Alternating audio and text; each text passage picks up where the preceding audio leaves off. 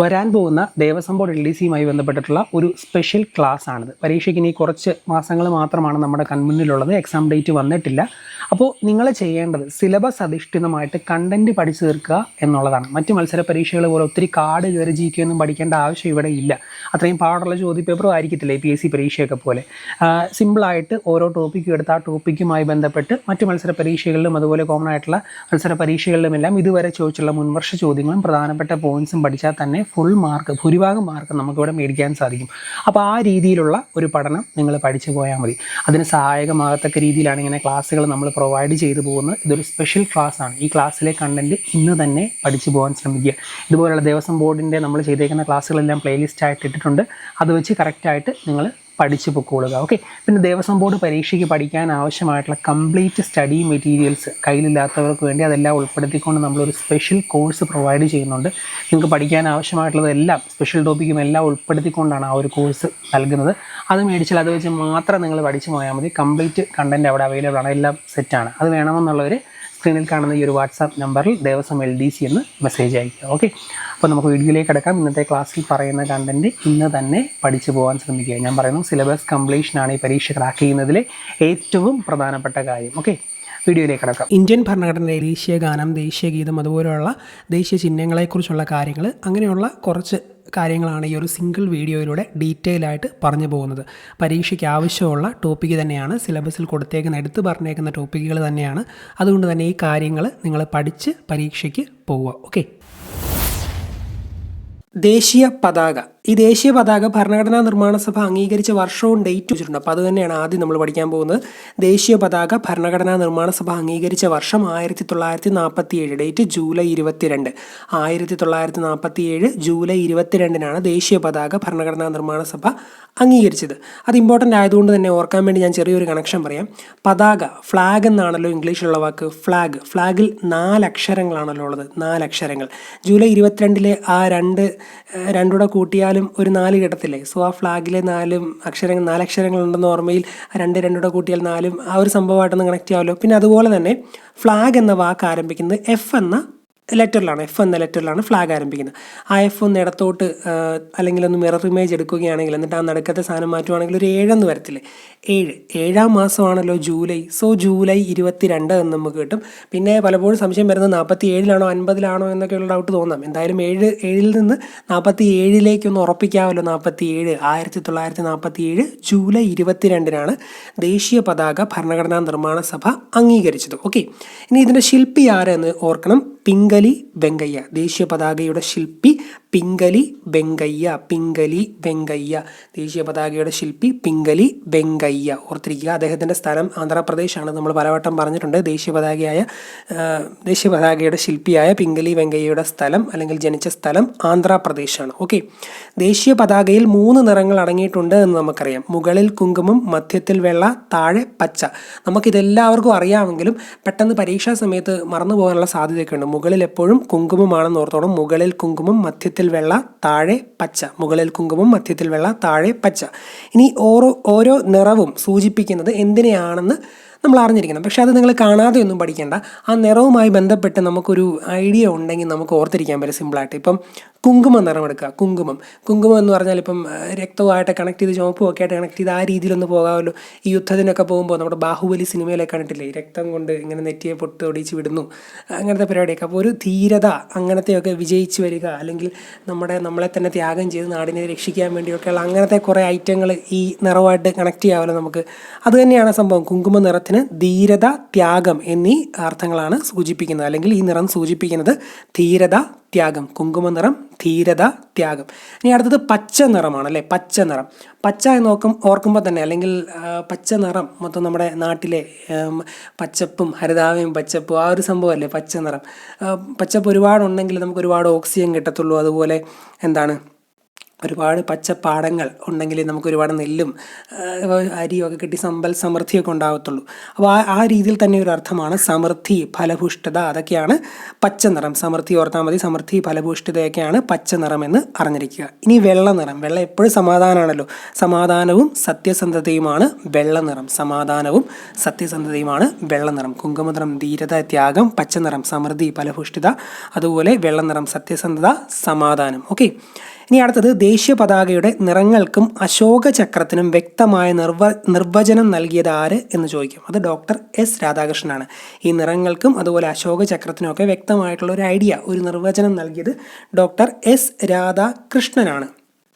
ഇപ്പോൾ ഈ ഭഗവത്ഗീത പോലെയുള്ള ഈ ഹൈന്ദവ ഗ്രന്ഥങ്ങളും കാര്യങ്ങളൊക്കെ ഉണ്ടല്ലോ, അപ്പോൾ ഇതൊക്കെ വിശദീകരിക്കുന്നത്, പുരാണങ്ങളൊക്കെ എടുക്കുകയാണെങ്കിൽ ഇതൊക്കെ വിശദീകരിക്കുന്നത് കൃഷ്ണൻ എന്ന് പറയുന്ന ആ ഒരു വ്യക്തിയാണ്, ഇതിൻ്റെയൊക്കെ അർത്ഥം വിശദീകരിക്കുന്നത്. അപ്പോൾ അങ്ങനത്തെ ഒരു സംഭവമൊക്കെ ഓർത്ത് നമ്മൾ സീരിയലിലൊക്കെ കണ്ടേക്കുന്ന പോലെ ഇതൊക്കെ ഫുള്ള് വിശദീകരിക്കുന്ന ഒരു കൃഷ്ണനാണ്. ഇതിൻ്റെ എല്ലാ അർത്ഥമൊക്കെ വിശദീകരിക്കുന്നത് കൃഷ്ണനാണ്. ഈ അർജുനോട് കൃഷ്ണൻ മറ്റേ ഭഗവത്ഗീതയൊക്കെ യുദ്ധത്തിന് മുമ്പ് എന്തോ വിശദീകരിക്കുകയല്ലേ, ആർക്കും അറിയാൻ മേലാത്ത എന്തൊക്കെയോ തത്വങ്ങളാണല്ലോ അത്. അപ്പോൾ അങ്ങനെ വിശദീകരിക്കുന്ന എപ്പോഴും കൃഷ്ണനാണെന്നൊരു ചുമ്മാ ഒരു ഐഡിയ വന്നാൽ സൈഡായിട്ട് നമുക്ക് ഈ ഒരു പോയിന്റ് അങ്ങ് പഠിച്ചു പോകാം. ദേശീയ പതാകയുടെ നിറങ്ങളും അശോക ചക്രത്തിൻ്റെയൊക്കെ വ്യക്തമായ ഒരു നിർവചനം പറയുന്നത് ഒരു കൃഷ്ണനാണ്. അത് രാധാകൃഷ്ണനാണ്, ഡോക്ടർ എസ് രാധാകൃഷ്ണൻ. അദ്ദേഹം വളരെ ഇമ്പോർട്ടൻ്റ് ആണ്, നമ്മൾ ഓർക്കാൻ വേണ്ടി ചുമ്മാ കൃഷ്ണനുമായിട്ടൊക്കെ കണക്ട് ചെയ്തേ ഉള്ളൂ. ഭയങ്കരമായിട്ട് ഇന്ത്യയുടെ ഏറ്റവും മൂല്യമുള്ള വ്യക്തികളിൽ ഒരാളാണ് ഡോക്ടർ എസ് രാധാകൃഷ്ണൻ. അപ്പം നിർവചനം നൽകിയത് പതാകയ്ക്കും പതാകയുടെ നിറങ്ങൾക്കും അശോക ചക്രത്തിനും ഒക്കെ വ്യക്തമായ നിർവചനം നൽകിയത് ഡോക്ടർ എസ് രാധാകൃഷ്ണനാണെന്ന് അറിഞ്ഞിരിക്കുക.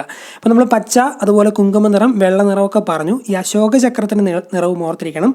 അത് നാവിക നീലയാണ്. നാവിക നീലയാണ് അശോക ചക്രത്തിൻ്റെ നിറം. അശോക ചക്രത്തിൻ്റെ നിറം നാവിക നീലയാണെന്ന് ഓർത്തിരുന്നോണം. ഇനി അശോക ചക്രം സ്വീകരിച്ചിരിക്കുന്നത് അത് അശോക സ്തംഭത്തിൽ നിന്നാണ്. അശോക സ്തംഭത്തിൽ നിന്നാണ് അശോക ചക്രം സ്വീകരിച്ചിരിക്കുന്നത്. അശോക ചക്രം എവിടെ നിന്നാണ് സ്വീകരിച്ചിരിക്കുന്നത് എന്ന് ചോദിച്ചാൽ അശോക സ്തംഭത്തിൽ നിന്നാണ്. ഇപ്പോൾ ഈയിടെ ചോദ്യം വന്നില്ലേ, ദേശീയ പതാകയുടെ ശില്പിയായ പിംഗലി വെങ്കയ്യയുടെ സ്ഥലം എവിടെ എന്നൊക്കെ.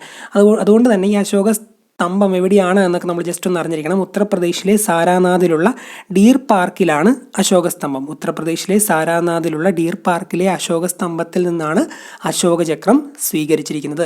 ഉത്തർപ്രദേശിലെ സാരാനാഥിലുള്ള ഡീർ പാർക്കിലെ അശോക സ്തംഭത്തിൽ നിന്നാണ് അശോക ചക്രം സ്വീകരിച്ചിരിക്കുന്നത്. ഒറ്റവട്ടോടെ പറയാം, ഉത്തർപ്രദേശിലെ സാരാനാഥിലുള്ള ഡീർ പാർക്കിലെ അശോക സ്തംഭത്തിൽ നിന്നാണ് അശോക ചക്രം സ്വീകരിച്ചിരിക്കുന്നത്. ഇനി ഇതിനകത്ത് അരക്കാലുകളുടെ എണ്ണം എത്ര എന്ന് ചോദിക്കാം. അശോക ചക്രത്തിലെ അരക്കാലുകളുടെ എണ്ണം അത് 24ആണ്. അശോക ചക്രത്തിലെ അരക്കാലുകളുടെ എണ്ണം 24. പരീക്ഷാ സമയത്ത് ഒരുപക്ഷെ 24ആണോ 26ആണോ എന്നുള്ള രീതിയിൽ ആ 20 ഉള്ള ഒരു സംശയമായിരിക്കും വരുന്നത്. അപ്പോൾ 24, 2ഉം 4ഉം ഈവൻ നമ്പറായ 2ഉം 4, അത് രണ്ടുകൂടെ കൂട്ടിയാൽ 6 കിട്ടുമല്ലേ. ഈ സദാനന്ദ സമയത്തിൽ ദിലീപ് പറയുന്ന കാലൻ്റെ നമ്പറും 6ആണല്ലോ. ചക്രം നമ്മുടെ തലയിൽ കൂടെ കയറിപ്പോയാൽ പിന്നെ നമ്മൾ ലോകത്തെത്തും അല്ലേ. ഏതെങ്കിലും വണ്ടിയുടെ ചക്രം തലയിൽ കൂടെ കയറിയാൽ തട്ടിപ്പോവും, കാലം നമ്മളെ കൊണ്ടുപോകുന്ന ഓർത്താൽ മതി. അപ്പോൾ അങ്ങനെയൊക്കെ ഒരു ചുമ്മാ കണക്ഷൻ ഓർത്താൽ 2ഉം 4 കൂട്ടി 6ആയി. 6ഉമായിട്ട് കണക്ട് ചെയ്ത് കാലനുമായിട്ട് ചക്രം കയറുന്നതുമായിട്ട് കണക്ട് ചെയ്ത് ചക്രത്തിലെ അരക്കാലുകളുടെ എണ്ണം 24 എന്നൊക്കെ എങ്ങനെയെങ്കിലും ഒന്ന് ഓർത്തിരിക്കുക. അപ്പോൾ അശോക ചക്രത്തിലെ അരക്കാലുകളുടെ എണ്ണം 24ആണ്. അശോക ചക്രത്തിലെ അരക്കാലുകളുടെ എണ്ണം 24. ഇന്ത്യൻ ദേശീയ പതാകയുടെ ആകൃതി ദീർഘചതുരാകൃതിയാണ്. ഏകദേശം ഒരു റെക്റ്റാങ്കിൾ ഷേപ്പിൽ, നിങ്ങൾക്ക് ഓർമ്മ കാണില്ല മനസ്സിൽ, ദീർഘചതുരാകൃതിയാണ് ഇതിൻ്റെ ആകൃതി എന്ന് പറയുന്നത്. ഇനി ഇതിൻ്റെ നീളവും വീതിയും തമ്മിലുള്ള അനുപാതം ചോദിക്കാം. നീളവും വീതിയുമാണ് ലെങ്തും ബ്രെഡ്ത്തും. നീളവും വീതിയും തമ്മിലുള്ള അനുപാതം 3:2 ആണ്. ഇനി തിരിച്ചു ചോദിക്കാം, ഒരു പക്ഷേ വീതിയും നീളവും തമ്മിലുള്ള അനുപാതം എന്ന് ചോദിക്കും. അത് 2:3 ആണ്. ചോദ്യം എങ്ങനെയാണോ, അല്ലെങ്കിൽ ഏത് സ്റ്റേറ്റ്മെൻറ്റ് ചോദ്യമാണെങ്കിൽ സ്റ്റേറ്റ്മെൻറ്റ് എങ്ങനെയാണോ എന്ന് നോക്കി വ്യക്തമായിട്ട് വേണം നമ്മൾ ഉത്തരത്തിലേക്ക് എത്താൻ. നമ്മളെ മാരിപ്പെടുത്തും. നീളവും വീതിയും ചോദിച്ചിട്ട് 2:3 ഓപ്ഷനായി ചിലപ്പോൾ കാണും. അങ്ങനെയൊക്കെ ഇവിടെ എന്താ പറയുക, പറ്റിപ്പുകളൊക്കെ നടക്കും. അപ്പോൾ ശ്രദ്ധിച്ച് ഉത്തരം എഴുതിക്കോണം. ദേശീയ പതാകയുടെ നീളവും വീതിയും തമ്മിലുള്ള അനുപാതം 3:2, വീതിയും നീളവും തമ്മിലുള്ള അനുപാതം 2:3. നീളവും വീതിയുമാണെങ്കിൽ 3, നീളവും വീതിയുമാണെങ്കിൽ 3:2, വീതിയും നീളവുമാണെങ്കിൽ 2:3. ഓക്കെ.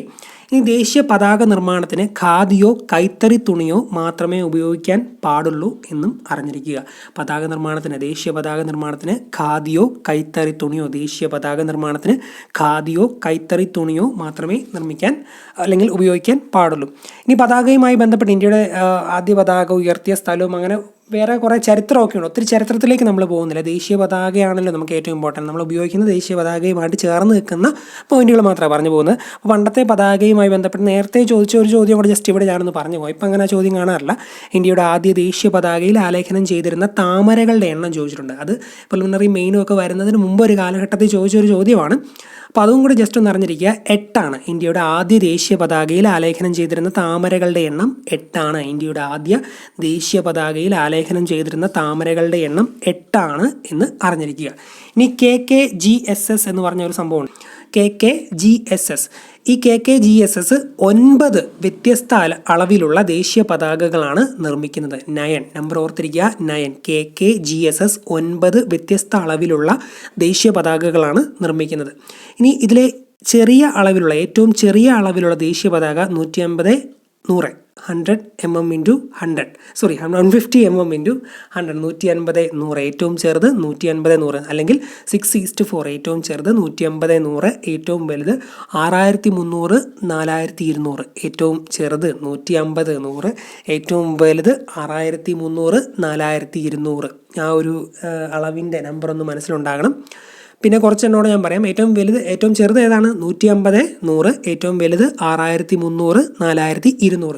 VVIPകളുടെ വിമാനത്തിലുള്ള പതാക 450 300 റേഷ്യോയിലാണ്. 450 300 റേഷ്യോയിലാണ് VVIPകളുടെ വിമാനത്തിലുള്ള പതാക. അതുപോലെ കാറുകളിൽ ഉപയോഗിക്കുന്ന പതാകകളുടെ വലിപ്പം എന്ന് പറയുന്നത് 225 150. കാറുകളിൽ ഉപയോഗിക്കുന്ന പതാകയുടെ വലിപ്പം 225 150. മേശപ്പുറത്ത് ഉപയോഗിക്കുന്ന പതാകയുടെ വലിപ്പം 150 100. അപ്പോൾ ഏറ്റവും ചെറുത് മേശപ്പുറത്താണ്. ഏറ്റവും ചെറുതാണ് 150 100. അത് മേശപ്പുറത്താണ്. കാറുകളിൽ 225 150. VVIPകളുടെ വിമാനത്തിൽ 450 300. ഏറ്റവും വലിയ അളവിലുള്ള ദേശീയ പതാക 6300 4200. ഓക്കെ, അപ്പോൾ ഏറ്റവും വലുത് 6300 4200. ഏറ്റവും ചെറുത് 150 100. അതാണ് മേശപ്പുറത്ത്.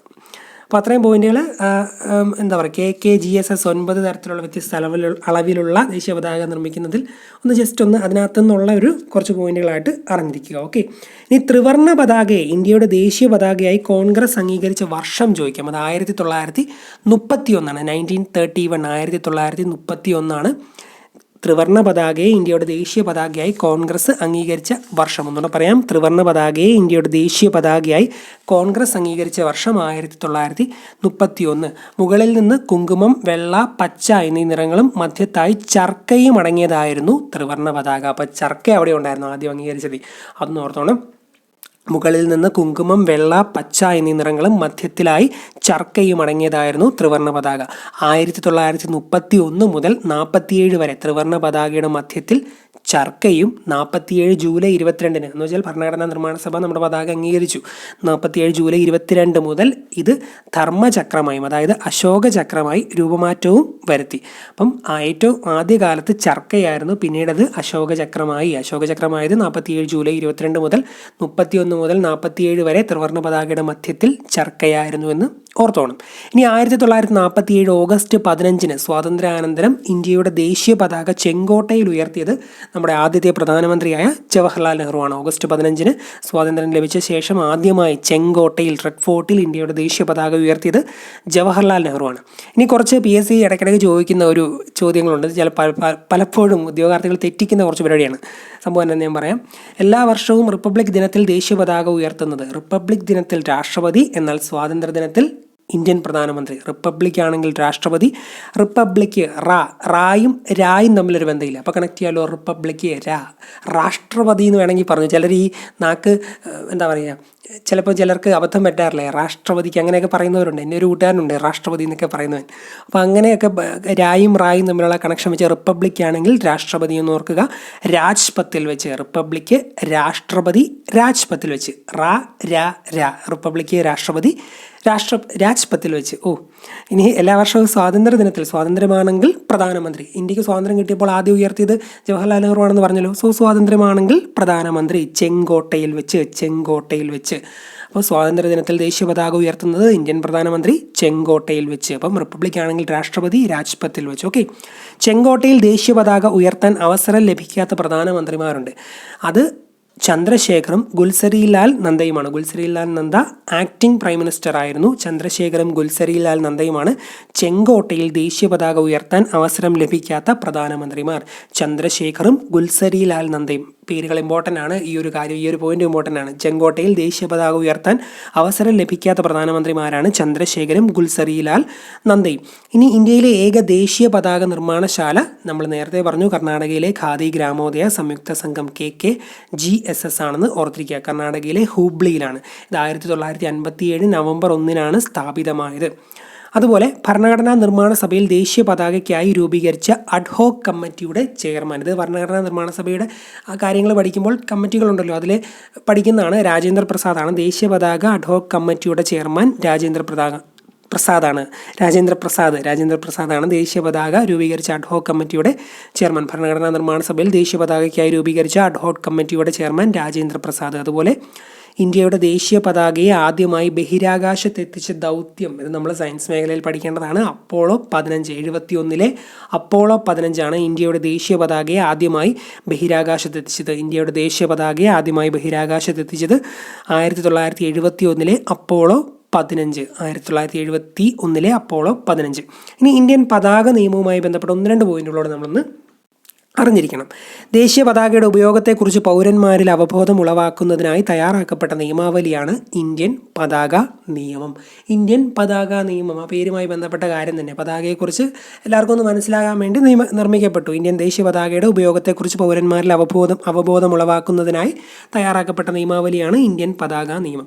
ഡേറ്റ് ആണ് ഓർത്തിരിക്കേണ്ടത്. ഇത് നിലവിൽ വന്നത് 2002 ജനുവരി 26. 2002 ജനുവരി 26 നിലവിൽ വന്നത്. ഇന്ത്യൻ പതാക നിയമം നിലവിൽ വന്നത് 2002 ജനുവരി 26. പതാക നിയമ കമ്മിറ്റിയുടെ ചെയർമാൻ PD ഷേണായി ആണ്. പതാക നിയമ കമ്മിറ്റിയുടെ ചെയർമാൻ PD ഷേണായി. 2022 എന്നാണ് ഞാൻ പറഞ്ഞത്. 2002 ജനുവരി 26 നിലവിൽ വന്നത്. PD ഷേണായി ആണ് കമ്മിറ്റിയുടെ ചെയർമാൻ. അതുപോലെ ഭേദഗതി വരുത്തുന്നതിൽ പ്രധാന പങ്ക് വഹിച്ചത്, ഇന്ത്യൻ പതാക നിയമം ഭേദഗതി വരുത്തുന്നതിൽ പ്രധാന പങ്ക് വഹിച്ചത് നവീൻ ജിണ്ടാലാണ്.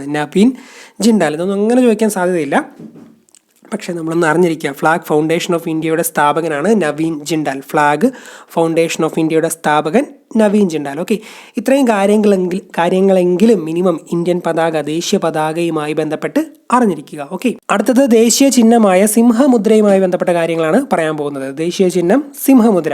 ഇതിനെ ഒഫീഷ്യലായിട്ട് ഔദ്യോഗികമായിട്ട് അംഗീകരിച്ചത് 1950 ജനുവരി 26 1950 ജനുവരി 26 ഇന്ത്യയുടെ ദേശീയ ചിഹ്നമായ സിംഹമുദ്ര ഔദ്യോഗികമായിട്ട് അംഗീകരിച്ചത്. ഒരുപാട് ഡേറ്റുകൾ നമ്മൾ പഠിക്കുന്നുണ്ടല്ലോ. ഇപ്പോൾ ദേശീയ ഗാനമാണെങ്കിൽ 1950 ജനുവരി 24. അപ്പോൾ അങ്ങനെ പല ഡേറ്റുകൾ പഠിക്കുന്നുണ്ട്. അപ്പോൾ പരീക്ഷാ സമയത്ത് ഒരു പക്ഷേ കൺഫ്യൂഷനൊക്കെ വന്നേക്കാം. 24 26 എന്തൊക്കെ, 1950 47 എന്നൊക്കെ വരാം. അപ്പോൾ അതുകൊണ്ട് സിംഹമുദ്ര 1950 ജനുവരി 26 എന്ന് മനസ്സിൽ നിന്ന് ഉറപ്പിക്കാൻ വേണ്ടി ചെറിയൊരു സൈഡായിട്ടൊരു കാര്യം ഞാൻ പറയാം. ഇപ്പോൾ ക്രിക്കറ്റൊക്കെ എടുക്കുകയാണെങ്കിൽ ഒരാൾ ഹാഫ് സെഞ്ചുറി അടിക്കുകയാണെങ്കിൽ 50 സ്കോർ ചെയ്യുവാണെങ്കിൽ അവനെ സിംഹം അല്ലെങ്കിൽ പുലി എന്നൊക്കെ നമ്മൾ വിളിക്കുമല്ലോ. നമുക്കിവിടെ സിംഹം എടുത്താൽ മതി, നമ്മൾ സിംഹം എന്ന് വിളിക്കുന്ന ഓർത്താൽ മതി. അപ്പോൾ സിംഹം എന്തായാലും 50 അടിച്ചിരിക്കും. ഒരു സിംഹം ആണെങ്കിൽ അവൻ 50 അടിക്കും. അപ്പോൾ സിംഹം 50 ആയിട്ട് കണക്ട് ചെയ്ത് 1950 സിംഹമുദ്ര എന്ന് ഉറപ്പിക്കാമല്ലോ. ഇനി 26 24 ജനുവരി 26 24 എന്നുള്ള കൺഫ്യൂഷൻ ആയിരിക്കും അടുത്ത് വരാൻ പോകുന്നത്. ഈ 26 എന്ന് പറഞ്ഞാൽ ഞാൻ നേരത്തെ പറഞ്ഞു കാലൻ്റെ നമ്പറാണ്. നമ്മുടെ സദാനന്ദന സമയം സിനിമയിൽ ദിലീപ് പറയുന്നുണ്ട് 6 കാലൻ്റെ നമ്പറാണ്. മരിച്ചു കഴിഞ്ഞാൽ നമ്മളെ കൊണ്ടുപോകുന്നവനാണല്ലോ കാലൻ. അപ്പോൾ സിംഹത്തിന് മുമ്പിൽ ചെന്ന് കഴിഞ്ഞാൽ എന്തായാലും ഒരു സിംഹം നല്ല വിശന്നിരിക്കുവാണെങ്കിൽ പെട്ടെന്ന് നമുക്ക് കാലൻ്റെ അടുത്ത്, അല്ലെങ്കിൽ കാലം നമ്മളെ കൊണ്ടുപോകാൻ റെഡിയാകും അല്ലേ. അപ്പോൾ സിംഹത്തിൻ്റെ മുമ്പിൽ ചെന്നാൽ എന്തായാലും 6 കാലം വന്ന് കൊണ്ടുപോകും. അപ്പോൾ സിംഹവും 6 കണക്ട് ചെയ്ത് ജനുവരി 26 ഉറപ്പിക്കാമല്ലോ. സോ 50 ജനുവരി 26 1950 ജനുവരി 26 ഡേറ്റ്. ദേശീയ ചിഹ്നമായ സിംഹമുദ്ര ഔദ്യോഗികമായിട്ട് അംഗീകരിച്ചത് 1950 ജനുവരി 26. ഓക്കെ, ഇനി ഇത് എടുത്തിട്ടുള്ളത് സാരാനാഥിലെ ഡീർ പാർക്കിലെ അശോക സ്തംഭത്തിൽ നിന്നാണ്. ദേശീയ ചിഹ്നമായ സിംഹമുദ്ര എടുത്തിട്ടുള്ളത് നേരത്തെ പറഞ്ഞ പോലെ തന്നെ സാരാനാഥിലെ ഡീർ പാർക്കിലെ അശോക സ്തംഭത്തിൽ നിന്നാണ്. ഇനി സിംഹമുദ്രയിൽ ആലേഖനം ചെയ്തിരിക്കുന്ന മൃഗങ്ങൾ ഏതൊക്കെയെന്ന് അറിഞ്ഞിരിക്കണം. 4 മൃഗങ്ങളുണ്ട്: സിംഹം, കാള, കുതിര, ആന. സിംഹം, കാള, കുതിര, ആന. സിംഹവും ആനയും, സിംഹം ഏറ്റവും വലിയ കാട്ടിലെ ഏറ്റവും വലിയ രാജാവ്, ആന അതുപോലെ തന്നെ നാട്ടിലെ ഏറ്റവും വലിപ്പമുള്ള ഒരു നമ്മുടെ ഇവിടുത്തെ മൃഗമല്ല. അപ്പോൾ 2 ശക്തര്, സിംഹവും ആനയും കണക്ട് ചെയ്യാൻ, പിന്നെ ഒരു കുതിരയും കാളയും കൂടെ ഉണ്ടെന്ന് ഓർത്താൽ മതി. സിംഹം, കാള, കുതിര, ആന എന്നീ മൃഗങ്ങളാണ് സിംഹമുദ്രയിൽ ആലേഖനം ചെയ്തിരിക്കുന്നത്. സിംഹമുദ്രയിൽ ആലേഖനം ചെയ്തിരിക്കുന്ന മൃഗങ്ങൾ സിംഹം, കാള, കുതിര, ആന. ദേശീയ ചിഹ്നം രൂപകൽപ്പന ചെയ്തത് ദീനനാഥ് ഭാർഗവയാണ്. ദേശീയ ചിഹ്നം രൂപകൽപ്പന ചെയ്തത്, സിംഹമുദ്ര രൂപകൽപ്പന ചെയ്തത് ദീനനാഥ് ഭാർഗവ. അതൊന്ന് ഓർക്കാൻ വേണ്ടി, ദീനനാഥ് ഭാർഗവ. ദീനം എന്ന് പറഞ്ഞാൽ അസുഖമാണല്ലോ. ഇപ്പോൾ സിംഹമുദ്രയൊക്കെ രൂപകൽപ്പന ചെയ്യണമെങ്കിൽ സിംഹത്തിൻ്റെ ആ ഒരു സിമ്പലൊക്കെ വരയ്ക്കാൻ വേണ്ടി ഒരു സിംഹത്തിൻ്റെ മുമ്പിൽ പോയി പുള്ളിയിരിക്കാൻ തീരുമാനിച്ചെന്ന് ഓർത്തി. അപ്പോൾ സിംഹത്തിൻ്റെ മുമ്പിൽ സാധാരണ രീതിയിൽ പോയിരുന്ന സിംഹം നമ്മളെ അങ്ങ് തീർക്കും. അതുകൊണ്ട് സിംഹം ദീനമൊക്കെ പിടിച്ച് എണീക്കാൻ മേലാതെ സങ്കടപ്പെട്ടിരുന്നപ്പം അല്ലെങ്കിൽ വയ്യാതെ കിടന്നപ്പോഴാണ് പുള്ളി പോയി മുദ്ര അങ്ങ് സെറ്റാക്കിയെന്ന് ഓർത്ത് ദീനം പിടിച്ച് കിടന്നു. ദീനനാഥ് ഭാർഗവ. സിംഹമായിട്ട് കണക്ട് ചെയ്യാലോ. ദേശീയ ചിഹ്നമായ സിംഹമുദ്ര രൂപകൽപ്പന ചെയ്തത് ദീനനാഥ് ഭാർഗവ. ദേശീയ ചിഹ്നമായ സിംഹമുദ്ര രൂപകൽപ്പന ചെയ്തത് ദീനനാഥ് ഭാർഗവ. ഓക്കെ, ഇനി ദേശീയ മുദ്രയുടെ ചുവട്ടിൽ ആലേഖനം ചെയ്തിരിക്കുന്ന വാക്യം സത്യമേവ ജയതയാണ്. പണ്ട് എപ്പോഴും ബേസിക് ചോദിക്കുന്ന ഒരു ചോദ്യമായിരുന്നു. ദേശീയ മുദ്രയായ സിംഹമുദ്രയുടെ ചുവട്ടിൽ ആലേഖനം ചെയ്തിരിക്കുന്ന വാചകം സത്യമേവ ജയതേ. വാക്യം സത്യമേവ ജയതേ എന്നതാണ് ദേശീയ മുദ്രയുടെ ചുവട്ടിൽ ആലേഖനം ചെയ്തിരിക്കുന്നത്. ഇനി സത്യമേവ ജയതേ എന്ന വാക്യം എടുത്തിരിക്കുന്നത് മുണ്ടകോപനിഷത്തിൽ നിന്നാണ്. സത്യമേവ ജയതേ എന്ന വാക്യം എടുത്തിരിക്കുന്നത് മുണ്ടകോപനിഷത്തിൽ നിന്നാണെന്ന് അറിഞ്ഞിരിക്കുക. സത്യമേവ ജയതേ എന്ന വാക്യം എടുത്തിരിക്കുന്നത് മുണ്ടകോപനിഷത്തിൽ നിന്നാണ്. ബ്രിട്ടീഷ് ഭരണകാലത്ത് ഇന്ത്യയുടെ ദേശീയ ചിഹ്നം സ്റ്റാർ ഓഫ് ഇന്ത്യ. ഓർത്തിരിക്കുക, ബ്രിട്ടീഷ് ഭരണകാലത്ത് ഇന്ത്യയുടെ ദേശീയ ചിഹ്നം സ്റ്റാർ ഓഫ് ഇന്ത്യയാണ്. ബ്രിട്ടീഷ് ഭരണകാലത്ത് ദേശീയ ചിഹ്നം സ്റ്റാർ ഓഫ് ഇന്ത്യ. ദേശീയ ചിഹ്നത്തിന്റെ ദുരുപയോഗം നിരോധിച്ചുകൊണ്ട് നിയമം പാസ്സാക്കിയ വർഷം ഏതെന്ന് ചോദിക്കാം. 2005. നമ്മൾ 50 അടിക്കുന്നൊക്കെ പറഞ്ഞല്ലോ. 50 ഒരു 0 എടുത്താൽ 5 കിട്ടുമല്ലോ. 2005 ഉറപ്പിക്കാമല്ലോ. പരീക്ഷയ്ക്ക് ഓപ്ഷൻ 2006, 2007 ഒക്കെ വരുമ്പം 5 അങ്ങനെ ആ രീതിയിൽ നിന്ന് മൈൻഡിൽ ഉറപ്പിക്കാം. ദേശീയ ചിഹ്നമായ സിംഹമുദ്രയുടെ ദുരുപയോഗം നിരോധിച്ചുകൊണ്ട് നിയമം പാസ്സാക്കിയത് ഏത് വർഷമാണെന്ന് ചോദിച്ചാൽ 2005. ദേശീയ ചിഹ്നമായ സിംഹമുദ്രയുടെ ദുരുപയോഗം നിരോധിച്ചുകൊണ്ട് നിയമം പാസ്സാക്കിയ വർഷം 2005. ഓക്കെ, അപ്പോൾ 50 ജനുവരി 26 അംഗീകരിച്ചത്. സരനാഥിലെ ഡീർ പാർക്കിലെ അശോക സ്തംഭത്തിൽ നിന്നാണ് സിംഹമുദ്ര എടുത്തത്. സിംഹം, കാള, കുതിര, ആന എന്നീ മൃഗങ്ങളുണ്ട്. ദീനാനാഥ് ഭാർഗവയാണ് രൂപകൽപ്പന ചെയ്തത്. ഇതിന് ചുവട്ടിലുള്ളത് സത്യമേവ ജയതേ. മുണ്ടകോപനിഷത്തിൽ നിന്നാണ് സത്യമേവ ജയതേ എടുത്തിട്ടുള്ളത്. ബ്രിട്ടീഷ് ഭരണകാലത്തെ ദേശീയ ചിഹ്നം സ്റ്റാർ ഓഫ് ഇന്ത്യയാണ്. സിംഹമുദ്രയുടെ ദുരുപയോഗം നിരോധിച്ചുകൊണ്ട് നിയമം പാസ്സാക്കിയത് 2005. ഓക്കെ, ഇത്രയും കാര്യങ്ങൾ സിംഹമുദ്രയും ദേശീയ ചിഹ്നവുമായി ബന്ധപ്പെട്ട് ഓർത്തിരിക്കണം. അടുത്തത് ദേശീയ ഗാനമായ ജനഗണമനയുമായി ബന്ധപ്പെട്ട കാര്യങ്ങളാണ് പറയാൻ പോകുന്നത്. ആദ്യം ഇതിൻ്റെ ഡേറ്റാണ്, അംഗീകരിച്ച ഡേറ്റ്. ജനഗണമനയെ ദേശീയ ഗാനമായി ഭരണഘടന അംഗീകരിച്ചത് 1950 ജനുവരി 24. 1950 ജനുവരി 24. അത് ഓർത്തിരിക്കാൻ വേണ്ടി. അപ്പോൾ ദേശീയ ഗാനമായ ജനഗണമന ആലപിക്കുമ്പോൾ ഏതൊരു ഇന്ത്യനും മനസ്സിലൊരു പഞ്ചോട് കൂടിയ ഒരു ദേശീയത ഇങ്ങനെ തിങ്ങി നിറയുമെന്ന് ഓർത്തേ. അഞ്ച് ഒരു പഞ്ചുള്ള പാട്ടാണ്. നമുക്ക് എല്ലാവർക്കും ഏറ്റവും കൂടുതൽ പഞ്ച് തോന്നുന്നത് നമ്മുടെ ദേശത്തിൻ്റെ ഗാനമാണ് ദേശീയ ഗാനം. അപ്പോൾ ആ രീതിയിൽ പഞ്ച് തോന്നും. പഞ്ചിൽ നിന്ന് 5ലേക്ക് എത്താമല്ലോ. ഇങ്ങനെ പറയാൻ കാരണം എന്താണെന്ന് വെച്ചാൽ ഓപ്ഷനിൽ 47, 48 കാണുമ്പോൾ പഞ്ച് ഓർമ്മയുണ്ടെങ്കിൽ 5ലേക്ക് എത്തി 50ലേക്ക് എത്താമല്ലോ. അടുത്ത് കിടക്കുന്നതിൽ പഞ്ചുള്ളത് 50 മാത്രമല്ലേ ഉള്ളൂ. അപ്പോൾ ആ രീതിയിൽ 50ലേക്ക് എത്താം. 1950. ഇനി ജനുവരി 24 എന്ന് നമുക്ക് ഉറപ്പിക്കാൻ പറ്റണം ഓപ്ഷനിൽ നോക്കുമ്പോൾ. 26, 24 ഒക്കെ കാണും ഓപ്ഷനിൽ. അതുകൊണ്ട് 24 എന്ന് ഉറപ്പിക്കാൻ വേണ്ടി. ഇപ്പോൾ ദേശീയ ഗാനമായ ജനഗണമന കേൾക്കുമ്പോൾ നമ്മളൊക്കെ ജനഗണമന കേൾക്കുമ്പോൾ എന്താണ്, എണീറ്റ് നിൽക്കും അല്ലേ. ജനഗണമന കേൾക്കുമ്പോൾ നമ്മുടെ ദേശത്തോട് ബഹുമാനമുള്ളവരൊക്കെ പറ്റാവുന്നവരൊക്കെ എണീറ്റ് നിൽക്കും. അപ്പോൾ ആ എണീക്കുക, എത്ര നിലത്ത് വയ്യാതെ ഇരുന്നാലും ദേശീയത ഉള്ളിൽ തിങ്ങി നിറയുമ്പോൾ അവർ ചാടി എണീറ്റ് നിൽക്കും. നിലത്ത് നിന്ന് എണീറ്റ് നിൽക്കുമെന്ന് ഓർത്ത് ദേശീയ ഗാനം കേൾക്കുമ്പോൾ നിലത്തു നിന്ന് എണീറ്റ് നിൽക്കും. നിലം 4. അപ്പോൾ 4 എന്നുള്ള ആ ഒരു നമ്പറിലേക്ക് അങ്ങനെ കണക്ട് ചെയ്യാമല്ലോ. സോ ജനുവരി 24 ഉറപ്പിക്കാമല്ലോ. ജനുവരി 26, ജനുവരി 24 ആയിരിക്കും നമുക്ക് കൺഫ്യൂഷൻ വരാൻ സാധ്യതയുള്ളൂ ജനഗണമനയൊക്കെ ചോദിക്കുമ്പോൾ. അപ്പോൾ ജനുവരി 24 നിലത്ത് നിന്ന് എണീറ്റ് നിൽക്കും. ജനുവരി 24 1950 ജനുവരി 24 ഭരണഘടന അംഗീകരിച്ചത്. ജനഗണമനയെ ദേശീയ ഗാനമായി ഭരണഘടന അംഗീകരിച്ചത് 1950 ജനുവരി 24. ഇത് രചിച്ചത് രവീന്ദ്രനാഥ ടാഗോറാണ്. ഇന്ത്യയുടെ ദേശീയ ഗാനമായ ജനഗണമന രചിച്ചത് രവീന്ദ്രനാഥ ടാഗോർ.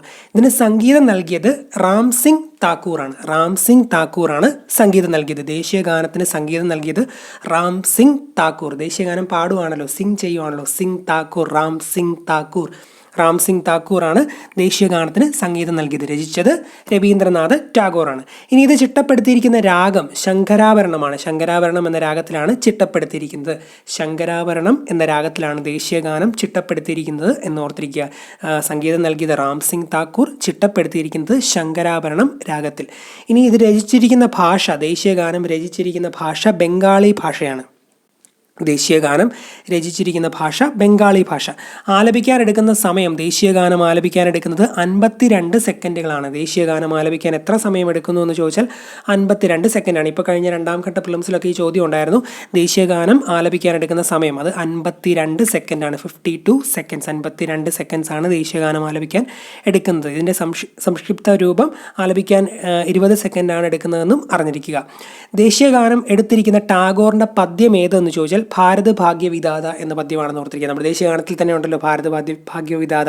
അപ്പോൾ ആ ഒരു പദ്യത്തിൽ നിന്നാണ് ദേശീയഗാനം എടുത്തിരിക്കുന്നത്. ദേശീയഗാനം എടുത്തിരിക്കുന്ന ടാഗോറിൻ്റെ പദ്യമാണ് അല്ലെങ്കിൽ കൃതിയാണ് ഭാരത് ഭാഗ്യവിധാത. ഭാരത് ഭാഗ്യവിധാത എന്ന കൃതിയിൽ നിന്നാണ് ദേശീയഗാനം എടുത്തിരിക്കുന്നത്. ഒന്നുകൂടെ പറയാം, ദേശീയഗാനം എടുത്തിരിക്കുന്ന ടാഗോറിൻ്റെ കൃതിയാണ് അല്ലെങ്കിൽ പദ്യമാണ് ഭാരത് ഭാഗ്യവിധാത. ഈ ഭാരത് ഭാഗ്യവിധാത പ്രസിദ്ധീകരിച്ച ആദ്യ പത്രം തത്വബോധിനി പത്രികയാണ്. തത്വബോധിനി പത്രികയിലാണ് ഭാരത് ഭാഗ്യവിധാത ആദ്യമായി പ്രസിദ്ധീകരിച്ചത്. ഭാരത് ഭാഗ്യവിധാതയിൽ നിന്നാണ് ദേശീയഗാനം എടുത്തിരിക്കുന്നത്. തത്വബോധിനി പത്രികയിലാണ് ഇതാദ്യമായി പ്രസിദ്ധീകരിച്ചത്. ഓക്കെ, ഇനി ജനഗണമന ആദ്യമായി ആലപിച്ചത് 1911 കൊൽക്കത്ത കോൺഗ്രസ് സമ്മേളനത്തിലാണ്. ഡിസംബർ 27 11. അപ്പം ഡേറ്റ് ഓർത്തിരുന്നില്ലെങ്കിലും കുഴപ്പമില്ല, വർഷം ഓർത്തിരിക്കുക. 1911 കൊൽക്കത്ത സമ്മേളനം. ദേശീയഗാനം ആദ്യമായി ആലപിച്ചത് 1911 കൊൽക്കത്ത സമ്മേളനത്തിൽ വെച്ചാണ്. കൊൽക്കത്ത സമ്മേളനത്തിൽ വെച്ചാണ് ദേശീയഗാനം ആദ്യമായി ആലപിച്ചത്. ദേശീയഗാനം നമുക്ക് നമ്മുടെ മനസ്സിൽ നമ്പർ 1 അല്ലേ, അപ്പോൾ 1 അടുപ്പിച്ച് ചെയ്തതിൽ 11 കൊൽക്കത്ത സമ്മേളനത്തിലാണ് ആദ്യമായി ദേശീയഗാനം ആലപിച്ചത്. ഇനി ജനഗണമന ആദ്യമായി ആലപിച്ച വ്യക്തി സരള ദേവി ചൗധരണിയാണ്. സരള ദേവി ചൗധരണിയാണ് ജനഗണമന ആദ്യമായി ആലപിച്ച വ്യക്തി. സരള ദേവി ചൗധരണി ജനഗണമന ആദ്യമായി ആലപിച്ചു. പേരോർത്തിരിക്കുക, സരള ദേവി ചൗധരണി ജനഗണമന ആദ്യമായി ആലപിച്ച വ്യക്തി. ഇത് ഇംഗ്ലീഷിലേക്ക് തർജ്ജമ ചെയ്തതും രവീന്ദ്രനാഥ് ടാഗോർ തന്നെയാണ്. മോർണിംഗ് സോങ് ഓഫ് ഇന്ത്യ എന്നറിയപ്പെടുന്നത് ഈ ജനഗണമനയാണ്. ജനഗണമന ഇംഗ്ലീഷിലേക്ക് തർജ്ജമ ചെയ്തത് ആരാന്ന് ചോദിക്കാം, രവീന്ദ്രനാഥ് ടാഗോർ തന്നെയാണ്. ജനഗണമന ഇംഗ്ലീഷിലേക്ക് തർജ്ജമ ചെയ്തത് Rabindranath Tagore. Morning song of India എന്ന പേരിലാണ് തർജ്ജമ ചെയ്തത്. ഒറ്റ പറയാം, ജനഗണമന ഇംഗ്ലീഷിലേക്ക് തർജ്ജമ ചെയ്തത് Rabindranath Tagore. Morning song of India എന്ന പേരിലാണ് തർജ്ജമ ചെയ്തത്. ഓക്കെ, ഇനി രവീന്ദ്രനാഥ് ടാഗോർ ജനഗണമന ഇംഗ്ലീഷിലേക്ക് തർജ്ജമ ചെയ്ത സ്ഥലം മദനാപ്പള്ളി, ആന്ധ്രാപ്രദേശിലെ മദനാപ്പള്ളിയാണ്. അതൊന്നും അങ്ങനെ ചോദിക്കാൻ സാധ്യതയില്ല, ജസ്റ്റ് പറഞ്ഞതേ ഉള്ളൂ. ദേശീയഗാനം ചിട്ടപ്പെടുത്താനും ഇംഗ്ലീഷിലേക്ക് തർജ്ജമ ചെയ്യാനും രവീന്ദ്രനാഥ് ടാഗോറിനെ സഹായിച്ചത് മാർഗരറ്റ് കസിൻസ് ആണ്. Margaret cousins. ഇപ്പോൾ പുള്ളി ഇംഗ്ലീഷിലേക്ക് തർജ്ജമ ചെയ്യാനൊക്കെ കസിൻസിൻ്റെ സഹായമൊക്കെ ഒന്ന് തേടി എന്ന് ഓർത്തത്. നമ്മളെല്ലാവരും എന്തെങ്കിലും നമുക്ക് പറ്റാത്ത കാര്യങ്ങളൊക്കെ വരുവാണെങ്കിൽ അല്ലെങ്കിൽ ഹെൽപ്പ് വേണമെങ്കിൽ നമ്മുടെ കസിൻസിനെയൊക്കെയല്ലേ വിളിക്കുന്നത്. അതുപോലെ ടാഗോറും കസിൻസിനെ വിളിച്ചെന്ന് ചുമ്മാ ഒരു തമാശ രീതിയിൽ സെൻറ്റൻസ് ഓർത്തേ. കസിൻസ്, മാർഗരറ്റ് കസിൻസ് ആണ് പുള്ളിയെ ഇംഗ്ലീഷിലേക്ക് ദേശീയഗാനം മൊഴിമാറ്റാൻ സഹായിച്ചത്. ദേശീയഗാനം ചിട്ടപ്പെടുത്താനും ഇംഗ്ലീഷിലേക്ക് തർജ്ജമ ചെയ്യാനും ടാഗോറിനെ സഹായിച്ചത് മാർഗരറ്റ് കസിൻസ്. അതുപോലെ ജനഗണമന ഹിന്ദിയിലും ഉറുദുവിലും തർജ്ജമ ചെയ്തത് ആബിദ് അലിയാണ്. ജനഗണമന ഹിന്ദിയിലും ഉറുദുവിലും തർജ്ജമ ചെയ്തത് ആബിദ് അലിയാണ്. ഹിന്ദിയിലും ഉറുദുവിലും തർജ്ജമ ചെയ്തത്. എന്നാൽ ഇംഗ്ലീഷിലേക്ക് തർജ്ജമ ചെയ്തത് രവീന്ദ്രനാഥ് ടാഗോറാണ്. സഹായിച്ചത് മാർഗരറ്റ് കസിൻസ് ആണ്. ഹിന്ദിയിലേക്ക് ആബിദ് അലി, ഹിന്ദിയിലും ഉറുദുവിലും തർജ്ജമ ചെയ്തത് ആബിദ് അലിയാണ്. ദേശീയഗാനത്തിൽ ജയ എന്ന വാക്ക് 10 തവണയാണ് ആവർത്തിക്കുന്നത്. ജയ എന്ന വാക്ക് 10 തവണയാണ് ദേശീയഗാനത്തിൽ ആവർത്തിക്കുന്നത് എന്ന് ഓർത്തിരുന്നോണം. ദേശീയഗാനത്തിൽ 10 തവണയാണ് ജയ എന്ന വാക്ക് ആവർത്തിക്കുന്നത്. 1947 ഓഗസ്റ്റ് 14 അർദ്ധരാത്രി ഭരണഘടനാ നിർമ്മാണ സഭയുടെ അസംബ്ലി കൂടിയപ്പോൾ വന്ദേമാതരം ആലപിച്ചുകൊണ്ടാണ് യോഗം ആരംഭിച്ചത്. എന്നാൽ ജനഗണമന ആലപിച്ചുകൊണ്ടാണ് അവസാനിപ്പിച്ചതെന്നും അറിഞ്ഞിരിക്കുക. നമ്മുടെ സ്കൂളിലൊക്കെ പലരുടെയും ഇപ്പോഴും തുടക്കത്തിൽ വന്ദേമാതരം ഉണ്ട്.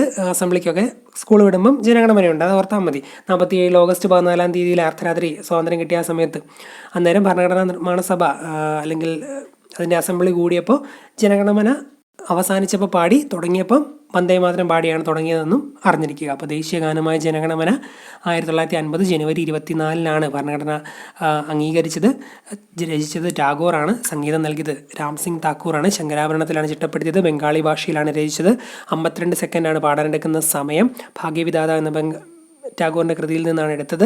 അതുപോലെ തത്വബോധിനി പത്രികയിലാണ് ആദ്യമായി ഭാഗ്യവിധാത പ്രസിദ്ധീകരിച്ചത്. 1911 കൊൽക്കത്ത സെഷനിലെയാണ് ആദ്യമായി ജനഗണമന ആലപിച്ചത്. ജനഗണമന ആദ്യമായി ആലപിച്ച വ്യക്തി സരളാദേവി ചൗധരണിയാണ്. ജനഗണമന ഇംഗ്ലീഷിലേക്ക് തർജ്ജമ ചെയ്തത് ടാഗോറാണ്. എന്നാൽ ജനഗണമന ഹിന്ദിയിലേക്കും ഉറുദുവിലേക്കും തർജ്ജമ ചെയ്തത് ആബിദ് അലിയാണ്. ജനഗണമന ഇംഗ്ലീഷിലേക്ക് തർജ്ജമ ചെയ്തപ്പോൾ മോർണിംഗ് സോങ് ഓഫ് ഇന്ത്യ എന്ന പേരിലാണ് തർജ്ജമ ചെയ്തത്. ഇംഗ്ലീഷിലേക്ക് തർജ്ജമ ചെയ്യാൻ സഹായിച്ച വ്യക്തി, ടാഗോറിനെ സഹായിച്ചത് മാർഗരറ്റ് കസിൻസ് ആണെന്നും അറിഞ്ഞിരിക്കുക. ഓക്കെ, ജയ എന്ന വാക്ക് 10 തവണയാണ് ദേശീയഗാനത്തിൽ ആവർത്തിക്കുന്നത്. അടുത്തത് ദേശീയ ഗീതവുമായി ബന്ധപ്പെട്ട കാര്യങ്ങളാണ് പറയുന്നത്. ഞാനിപ്പോൾ ഈ വീഡിയോ എടുക്കുന്നതിന് തൊട്ട് കഴിഞ്ഞ കുറച്ച് ദിവസങ്ങൾക്ക് മുമ്പ് നടന്ന 2022 പ്രിലിംസ് പരീക്ഷകളിൽ, ഒന്നാം ഘട്ടവും രണ്ടാം ഘട്ടവും ഒക്കെ പരീക്ഷകളിൽ ദേശീയ ഗീതവുമായി ബന്ധപ്പെട്ട ചോദ്യം ഉണ്ടായിരുന്നു. അതുപോലെ ഇതിനു മുമ്പ് നടന്ന 2021 പരീക്ഷകളിലും ഒക്കെ ദേശീയ ഗീതവുമായി ബന്ധപ്പെട്ട ചോദ്യങ്ങളുണ്ടായിരുന്നു. അതുകൊണ്ട് ഇമ്പോർട്ടൻ്റ് ആണ്, പഠിച്ച് തന്നെ പോവുക. ഓക്കെ, ഫസ്റ്റ് പോയിന്റ്, നമ്മുടെ ദേശീയഗീതം വന്ദേമാതരമാണ്. അതെല്ലാവർക്കും അറിയാമെന്ന് ഞാൻ വിശ്വസിക്കുന്നു. വന്ദേമാതരമാണ് നമ്മുടെ ദേശീയഗീതം. വന്ദേമാതരം ദേശീയഗീതമായി അംഗീകരിച്ച വർഷം 1950 ജനുവരി 24. 1950 ജനുവരി 24 വന്ദേമാതരം ദേശീയഗീതമായി അംഗീകരിച്ചത്. നമ്മൾ ദേശീയ ഗാനം പഠിച്ചപ്പോഴും സെയിം ഡേറ്റ് ആണല്ലോ പറഞ്ഞത്. അതും അംഗീകരിച്ചത് 1950 ജനുവരി 24 പറഞ്ഞു. ഈ ദേശീയ ഗീതവും ദേശീയ ഗാനവും രണ്ടും പാടുന്ന സംഭവമല്ലേ, നമ്മൾ രണ്ടും പാടുമല്ലേ ചെയ്യുന്നത്. അപ്പോൾ പാട്ടുമായി ബന്ധപ്പെട്ട രണ്ടും, അല്ലെങ്കിൽ ഗാനവുമായി ബന്ധപ്പെട്ട, ഗീതവുമായി ബന്ധപ്പെട്ട വരുന്ന രണ്ടും, സംഗീതവുമായി ബന്ധപ്പെട്ടത് രണ്ടും 1950 ജനുവരി 24 സെയിം ഡേറ്റ് ആണെന്ന് ഓർത്തിരിക്കുമല്ലോ. സോ ദേശീയ ഗീതമായ വന്ദേമാതരം അംഗീകരിച്ചത് 1950 ജനുവരി 24. ഇനി ഇത് രചിച്ചത് ആര് എന്ന് അറിഞ്ഞിരിക്കണം. അത് ബങ്കിം ചന്ദ്ര ചാറ്റർജിയാണ്. ബങ്കിം ചന്ദ്ര ചാറ്റർജിയാണ് വന്ദേമാതരം രചിച്ചത്. ഇതാണ് ഒന്നാം ഘട്ട പ്രിലിംസിന് 2022 ഒന്നാം ഘട്ട 10th ലെവൽ പ്രിലിംസ് പരീക്ഷയിൽ ചോദിച്ചത്. വന്ദേമാതരം രചിച്ചത് ബങ്കിം ചന്ദ്ര ചാറ്റർജി. വന്ദേമാതരം രചിച്ചത് ബങ്കിം ചന്ദ്ര ചാറ്റർജി. ഇനി അടുത്ത ഒരു 3-4 പോയിന്റ് ഉണ്ട്. അത് പറയുന്നതിന് മുമ്പ് ഞാൻ ചെറിയൊരു സെൻറ്റൻസ് പറയാം. ആ സെൻറ്റൻസ് പറഞ്ഞതിന് ശേഷം ആ പോയിന്റുകൾ പറയുമ്പോൾ എവിടെയെങ്കിലും നിങ്ങളുടെ മൈൻഡിലൊന്ന് സ്ട്രൈക്ക് ആയിക്കോളൂ. ഓക്കെ, ഒരു ദേശത്ത് ഒരു സന്യാസി ഉണ്ടായിരുന്നു. ആ സന്യാസി ഭയങ്കര മാജിക്കാരനായിരുന്നു. ഒരു ദേശത്ത് ഒരു സന്യാസി, അയാൾ ഭയങ്കര മാജിക്കാരനാണ്. ഈ മാജിക്കാരനെ നമ്മൾ പൊതുവേ ജാദു എന്നൊക്കെ ഈ ഹിന്ദിക്കാർ വിളിക്കുമല്ലോ, ജാദു. എനിക്ക് എങ്ങനെയാണ് തോന്നുന്നത്, ജാദു എന്ന് പറഞ്ഞാൽ മാജിക്കാരനാണോ? ഈ ഋതിക് റോഷൻ്റെ കോയി മിൽ ഗയക്കകത്ത് ഋതിക് റോഷന് മറ്റേ സൂപ്പർ പവേഴ്സ് ഒക്കെ കൊടുക്കുന്ന ആ അന്യഗ്രഹ ജീവിയെ അമ്മമാരെല്ലാം കൂടെ ജാദു എന്ന് വിളിക്കത്തില്ല. അതുകൊണ്ടാണ് ഞാൻ മാജിക്കാരനെ ജാദു ആക്കിയത്. കണക്ട് ചെയ്യണമല്ലോ. അപ്പം സന്യാസി, ഒരു ദേശത്തൊരു സന്യാസി ഉണ്ടായിരുന്നു, ഭയങ്കര മാജിക്കാരനായിരുന്നു. അതുകൊണ്ട് തന്നെ പുള്ളിയെ ജാദു എന്ന് വിളിച്ചു. ഓക്കെ, അങ്ങനെ ഈ ഇദ്ദേഹത്തിൻ്റെ മാജിക്കൊക്കെ കണ്ട് അവിടെ ഒരുപാട് സങ്കടത്തിലിരുന്ന, എന്താ പറയുക, എൻ്റർടൈൻമെൻ്റ് ഒന്നും ഇല്ലാതിരുന്ന ആൾക്കാർക്കൊക്കെ ഭയങ്കര ആനന്ദം തോന്നിയെന്ന് അങ്ങ് വിചാരിച്ച് ഒരു ദേശത്ത് ഒരു സന്യാസി മാജിക്കാരൻ്റെ പേര് ജാദുവിൻ്റെ മാജിക്കൊക്കെ കണ്ട് സങ്കടപ്പെട്ടിരുന്നവർക്കെല്ലാം ആനന്ദം ലഭിച്ചു. അങ്ങനെ ഒരു സെൻറ്റൻസ് അങ്ങ് ചുമ്മാ ഓർക്കുക. പറയാൻ കാരണം എന്താണെന്ന് വെച്ചാൽ ജാദുവിൽ നിന്ന് ജാദുനാഥ് ഭട്ടാചാര്യയിലേക്ക് എത്താമല്ലോ. വന്ദേമാതരത്തിന് സംഗീതം നൽകിയത് ജാദുനാഥ് ഭട്ടാചാര്യ. ഒരു ദേശത്ത് ഒരു സന്യാസി ഉണ്ടായിരുന്നു എന്ന് പറഞ്ഞല്ലോ. വന്ദേമാതരം ചിട്ടപ്പെടുത്തിയിരിക്കുന്ന രാഗം ദേശ് രാഗമാണ്. വന്ദേമാതരം ചിട്ടപ്പെടുത്തിയിരിക്കുന്ന രാഗം ദേശ് രാഗമാണ്. ഇനി ഇന്ത്യയുടെ ദേശീയഗീതമായ വന്ദേമാതരം ബങ്കിം ചന്ദ്ര ചാറ്റർജിയുടെ ആനന്ദമഠം എന്ന നോവലിൽ നിന്നാണ് എടുത്തിട്ടുള്ളത്. ഈ ജാദുവിൻ്റെ മാജിക് കണ്ട് എല്ലാവർക്കും ആനന്ദം ലഭിച്ചെന്ന് പറഞ്ഞില്ലേ, ആനന്ദമഠം എന്ന നോവലിൽ നിന്നാണ് ഈ ദേശീയഗീതമായ വന്ദേമാതരം എടുത്തിട്ടുള്ളത്. ഇത് ചോദ്യം ഉണ്ടായിരുന്നു. അപ്പോൾ ബങ്കിം ചന്ദ്ര ചാറ്റർജിയുടെ ആനന്ദമഠം എന്ന നോവലിൽ നിന്നാണ് എടുത്തിട്ടുള്ളത്. പിന്നെ ഒരു ദേശത്ത് ഒരു സന്യാസി ഉണ്ടായിരുന്നല്ലോ പറഞ്ഞല്ലേ ഞാൻ തുടങ്ങിയത്. സന്യാസിയാണല്ലോ ജാദു. അപ്പോൾ സന്യാസി കലാപം, ആനന്ദമഠം എന്ന നോവൽ രചിച്ചിരിക്കുന്നത് സന്യാസി കലാപത്തിനെ അടിസ്ഥാനപ്പെടുത്തിയാണ്. ആനന്ദമഠം എന്ന നോവൽ രചിച്ചിരിക്കുന്നത് സന്യാസി കലാപത്തിനെ അടിസ്ഥാനപ്പെടുത്തിയാണ്. അത്രയും പോയിന്റുകളും പ്രധാനപ്പെട്ടതാണ്. അതുകൊണ്ടാണ് സൈഡായിട്ട് ചുമ്മാ ഒരു സെൻറ്റൻസ് പറഞ്ഞു പോയത്. ഈ സെൻറ്റൻസ് പറഞ്ഞു പോകുന്നതൊക്കെ എന്തിനാണെന്നൊക്കെ ചിലർ ചിന്തിക്കാം. പക്ഷേ പരീക്ഷാ സമയത്ത് ഇതൊക്കെ കൺഫ്യൂഷൻ വന്നാലും മാറിപ്പോയാലും ഈ സെൻറ്റൻസ് ആയിരിക്കും ചിലപ്പോൾ ഓർമ്മ വരുന്നത്. അതുകൊണ്ട് നിങ്ങൾക്ക് ഉത്തരം എഴുതാൻ ആ ഒരു പോയിന്റ് സമയത്ത് കിട്ടുവാണെങ്കിൽ അതൊരു ഗുണമല്ല. അതുകൊണ്ടൊക്കെയാണ് എന്തെങ്കിലുമൊക്കെ പറഞ്ഞു പോകുന്നത്. സോ വന്ദേമാതരത്തിന് സംഗീതം നൽകിയത് ജാദുനാഥ് ഭട്ടാചാര്യ. വന്ദേമാതരം ചിട്ടപ്പെടുത്തിയിരിക്കുന്ന രാഗം ദേശ് രാഗമാണ്. ഇന്ത്യയുടെ ദേശീയഗീതമായ ഈ വന്ദേമാതരം ബങ്കിം ചന്ദ്ര ചാറ്റർജിയുടെ ആനന്ദമഠം എന്ന കൃതിയിൽ നിന്ന് എടുത്തിട്ടുള്ളതാണ്. അതുപോലെ ആനന്ദമഠം എന്ന നോവല് സന്യാസി കലാപത്തെ അടിസ്ഥാനപ്പെടുത്തിയാണ് രചിച്ചിരിക്കുന്നത്. ഈ ആനന്ദമഠം എന്ന നോവല് രചിച്ചിരിക്കുന്നത്. ഈ കഴിഞ്ഞ പരീക്ഷകളിൽ ആനന്ദമഠവുമായി ബന്ധപ്പെട്ട ചോദ്യം ഉണ്ടായിരുന്നു. ബങ്കിം ചന്ദ്ര ചാറ്റർജിയുമായി ബന്ധപ്പെട്ട ചോദ്യം ഉണ്ടായിരുന്നു. അപ്പോൾ അതുകൊണ്ട് തന്നെ അടുത്ത് ചോദിക്കാൻ ഒരുപക്ഷെ സാധ്യതയുള്ള സന്യാസി കലാപമായിരിക്കും. സോ ആനന്ദമഠം എന്ന നോവല് രചിച്ചിരിക്കുന്നത് സന്യാസി കലാപത്തെ അടിസ്ഥാനപ്പെടുത്തിയാണെന്ന് ഓർത്തിരിക്കുക. സന്യാസി കലാപം. അതുകൊണ്ടൊക്കെയാണ് ഞാൻ അവിടെ ഒരു കോഡ് പോലെ ഒരു സംഭവം ചേർത്തത്. കാരണം എങ്ങാനും ചോദിച്ചാലോ. ഇനി ആനന്ദമഠം ഇംഗ്ലീഷിലേക്ക് തർജ്ജമ ചെയ്തത് നരേഷ് ചന്ദ്രസെൻ ഗുപ്തയാണ് ആനന്ദമഠം ഇംഗ്ലീഷിലേക്ക് തർജ്ജമ ചെയ്തത്. ദ അബേ ഓഫ് ബ്ലിസ് എന്ന പേരിലാണ് തർജ്ജമ ചെയ്തത്. ആനന്ദമഠം ഇംഗ്ലീഷിലേക്ക് തർജ്ജമ ചെയ്തത് നരേഷ് ചന്ദ്രസെൻ ഗുപ്ത. അതുപോലെ ആനന്ദമഠം എന്ന സിനിമ സംവിധാനം ചെയ്തത് ഹേമന്ത് ഗുപ്തയാണ് ആനന്ദമഠം എന്ന സിനിമ സംവിധാനം ചെയ്തത്. ആനന്ദമഠം എന്ന സിനിമ ഹേമന്ത് ഗുപ്ത. അതുപോലെ ഇംഗ്ലീഷിലേക്ക് ആനന്ദമഠം തർജ്ജമ ചെയ്തത് നരേഷ് ചന്ദ്രസെൻ ഗുപ്ത. 2 പോയിന്റുകൾ പറഞ്ഞു. ഒന്നുകൂടെ പറയാം. ആനന്ദമഠം ഇംഗ്ലീഷിലേക്ക് തർജ്ജമ ചെയ്തത് നരേഷ് ചന്ദ്രസെൻ ഗുപ്ത. അതുപോലെ ഹേമന്ത് ഗുപ്തയാണ് ആനന്ദമഠം എന്ന സിനിമ സംവിധാനം ചെയ്തത്. വന്ദേമാതരം രചിക്കപ്പെട്ട ഭാഷ ബംഗാളി ഭാഷയാണ്. നേരത്തെ ജനഗണമന പഠിപ്പിച്ചപ്പോഴും നമ്മൾ ബംഗാളി ഭാഷ തന്നെ പറഞ്ഞു. അതും ഇവിടെയും ബംഗാളി ഭാഷ തന്നെയാണ്.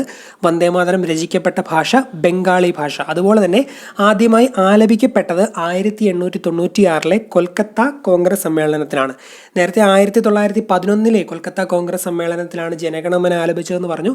വന്ദേമാതരമാണെങ്കിൽ 1896 കൊൽക്കത്ത സമ്മേളനത്തിലാണ് വന്ദേമാതരം ആദ്യമായി ആലപിക്കപ്പെട്ടതെന്ന് ഓർത്തിരിക്കുക. രണ്ടും കൊൽക്കത്ത സമ്മേളനമാണ്. വന്ദേമാതരമാണെങ്കിൽ 1896, എന്നാൽ ജനഗണമനയാണെങ്കിൽ 1911. ഓക്കെ, ഇനി 1896 കൊൽക്കത്ത കോൺഗ്രസ് സമ്മേളനത്തിൽ 1896 കൊൽക്കത്ത കോൺഗ്രസ് സമ്മേളനത്തിൽ ഈ വന്ദേമാതരം ആലപിച്ചത് രവീന്ദ്രനാഥ ടാഗോറാണ്. ആരാണ് ആലപിച്ചത് എന്ന് ചോദിക്കാം. അത് രവീന്ദ്രനാഥ ടാഗോറാണ്.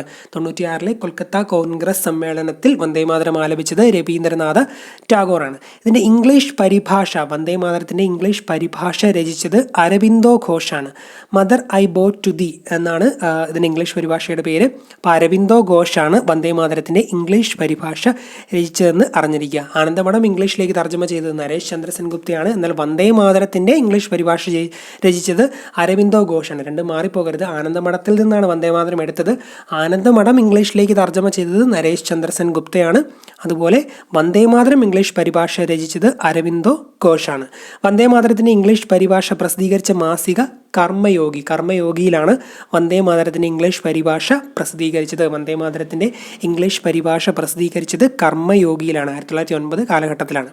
വന്ദേമാതരം തമിഴിലേക്ക് പരിഭാഷപ്പെടുത്തിയത് സുബ്രഹ്മണ്യ ഭാരതിയാണ്. വന്ദേമാതരം തമിഴിലേക്ക് പരിഭാഷപ്പെടുത്തിയത് സുബ്രഹ്മണ്യ ഭാരതി. ഓർത്തിരിക്കുക, വന്ദേമാതരം തമിഴിലേക്ക് പരിഭാഷപ്പെടുത്തിയത് സുബ്രഹ്മണ്യ ഭാരതി. വന്ദേമാതരത്തിൽ പരാമർശിക്കുന്നത് ഏത് ഹൈന്ദവ ദൈവത്തെയാണെന്ന് ചോദിക്കും. അത് ദുർഗയാണ്. വന്ദേമാതരത്തിൽ പറയുന്ന ഹൈന്ദവ ദൈവം ദുർഗയാണ്. ഓർത്തിരിക്കുക, വന്ദേമാതരത്തിൽ പറയുന്ന ഹൈന്ദവ ദൈവം ദുർഗയാണ്. നമ്മൾ നേരത്തെ ദേശീയഗാനം പഠിച്ചപ്പോൾ എത്ര സമയം എടുക്കും അത് പാടാനെന്നുള്ള രീതിയിലൊരു പോയിന്റ് പഠിച്ചായിരുന്നു. അതുപോലെ തന്നെ വന്ദേമാതരം ആലപിക്കാൻ എടുക്കുന്ന സമയം എന്ന് പറയുന്നത് 65 സെക്കൻഡാണ്. വന്ദേമാതരം ആലപിക്കാൻ എടുക്കുന്ന സമയം എന്ന് പറയുന്നത് 65 സെക്കൻഡാണ്. ദേശീയഗാനം എത്രയാണ്? 52 സെക്കൻഡ്. ദേശീയഗാനം 52 സെക്കൻഡും ദേശീയഗീതം 65 സെക്കൻഡും. 65 വന്ദേമാതരത്തിന് 65. ദേശീയഗീതം ആലപിക്കാൻ 65 സെക്കൻഡ്. ഓക്കെ, ഇനി 1997 പുറത്തിറങ്ങിയ വന്ദേമാതരം എന്ന ആൽബത്തിന് സംഗീതം നൽകിയത് ആരായിരിക്കും? AR റഹ്മാനാണ്. 1997 ഇറങ്ങിയ വന്ദേമാതരം എന്ന ആൽബത്തിന് സംഗീതം നൽകിയത് AR റഹ്മാനാണെന്നും അറിഞ്ഞിരിക്കുക. ഓക്കെ, അപ്പോൾ എക്സാം ഓറിയൻറ്റഡ് ആയിട്ട് ആദ്യം പറഞ്ഞ 1-2 പോയിന്റ് മാത്രം ഒന്ന് ഞാൻ റിപ്പീറ്റ് ചെയ്ത് പറയാം.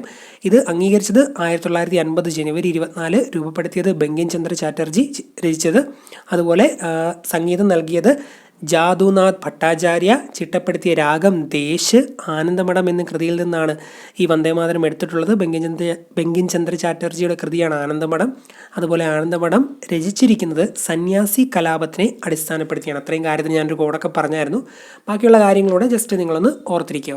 അടുത്തത് ഇന്ത്യയുടെ ദേശീയ കലണ്ടർ ശകവർഷമാണ്. ഇന്ത്യയുടെ ദേശീയ കലണ്ടർ ശകവർഷമാണ്.